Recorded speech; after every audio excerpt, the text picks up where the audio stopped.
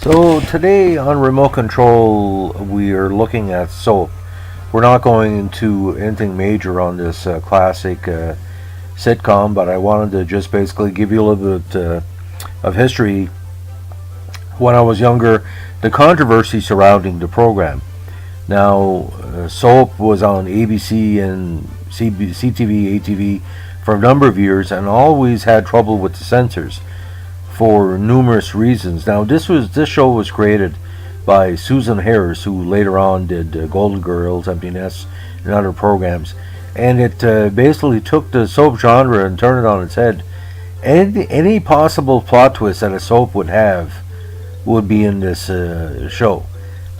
Could be alien abduction, could be mafia, gay couples, cheating, machinations, basically racism, hatred between families, hatred stopped by families, all kind of different stuff. And deep down, the show was quite famous for being friendly to the people that wanted to see a show like this on television, because it basically, yes, it was a fantasy, yes, it was fiction, but the characters are so beloved. Benson, the Campbells, the Tates, Jody, Billy Crystal in one of his first major roles, playing a gay man who was struggling not only with sexuality, when the way to express it, which was very groundbreaking for the late 1970s. But as the show went on, it got a little bit more strange. As season 2 and season 3, Chuck and Bob arrived, basically where the puppet was stronger than the master, and was different crazy scenes involving them. One of the major characters started the first season very, very smart. By season 3, they portrayed him as a himbo. There was also this weird, South American, Central American, rebel plot that went nowhere. By the final season, it lost all its momentum. But according to different sources, the show wasn't canceled because of bad ratings. If anything, his ratings were strong. It just that basically the advertisers didn't want to do any more because they were fed up being asked to support the show. But if you look very closely, especially seasons 1 and 2, many of the actors that showed up on WKRP later on, including Howard Hessman, had bit roles.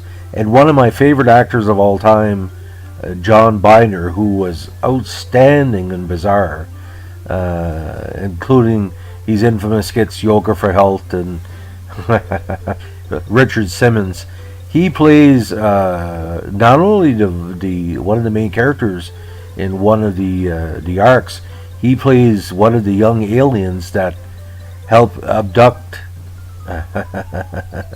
Richard Mulligan's character to the spaceship. Bert finally disappearing and being captured by the aliens stands out as one of the most hilarious moments in TV history. So again, the series is on DVD. It's also on CHCH in Canada daily, and it's worth a watch because basically you really knew what was going to happen, but some days you didn't know what was going to happen. And characters moved in and out very quickly, just like regular soaps.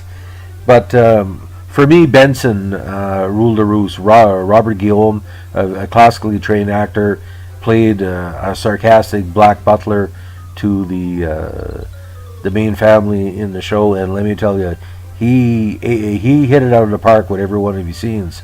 And it's almost like if you took Sherman Hemsley from the Jeffersons and made him into a butler. That sarcastic, intelligent sarcastic.